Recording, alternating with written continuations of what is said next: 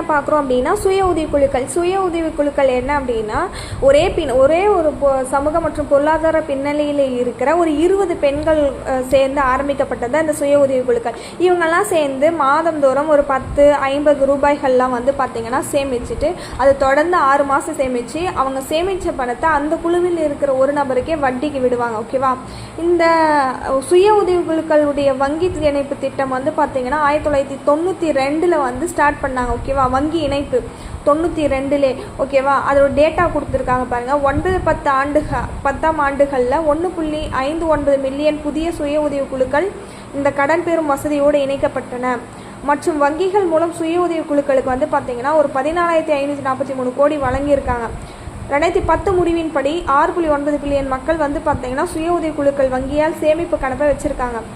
அது மட்டும் இல்லாமல் நபார்டோடைய வங்கியின் கணக்கீட்டின்படி 2.2 மில்லியன் சுய உதவிக்குழுக்கள் இருக்குது. அதில் 33 மில்லியன் உறுப்பினர்கள் வந்து பார்த்திங்கன்னா வங்கி இணைப்பு திட்டத்தின் கீழ் பயன்பெற்று வருகிறார்கள் அப்படின்னு சொல்லி கொடுத்துருக்காங்க. ஓகே, குழுக்கள் இணைப்பு திட்டம் மூலம் ரொம்ப சிறப்பாக நடத்துகிற மாநிலம் என்னென்னா இந்த தென் மாநிலங்கள் தான் சொல்லுவோம். ஆந்திர பிரதேசம், தமிழ்நாடு, கேரளா, கர்நாடகா அப்படின்னு சொல்லுவோம். இந்த நபார்டும் எஸ்ஹெச்ஜி வங்கி இணைப்பு திட்டத்தின் மூலம் கடனை சரியாக செலுத்துகிறவங்க மூலம் 2005-6களில் தென் மாநிலங்கள் தான் அப்படின்னு சொல்கிறாங்க. ஓகேவா?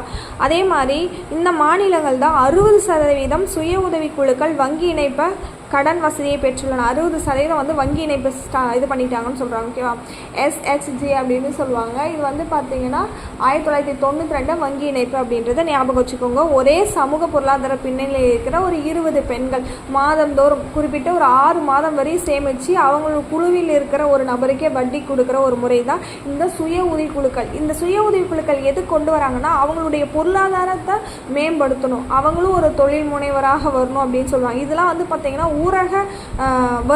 ஊரக வறுமையை வந்து பார்த்திங்கன்னா எப்படியெல்லாம் நம்ம வந்து குறைக்கலாம் அப்படின்றதுக்காக இந்த எஸ்ஹெச்ஜி குழு அமைப்புகள். ஓகேவா? கேள்விகளும் கேட்பாங்க. அதான் ஃபஸ்ட்டு ஒன்று சொன்னோம் பார்த்திங்கன்னா எல்லாரும் வந்து ஒரே மாதிரியான பொருளாதார நிலையில் இருக்கணும்.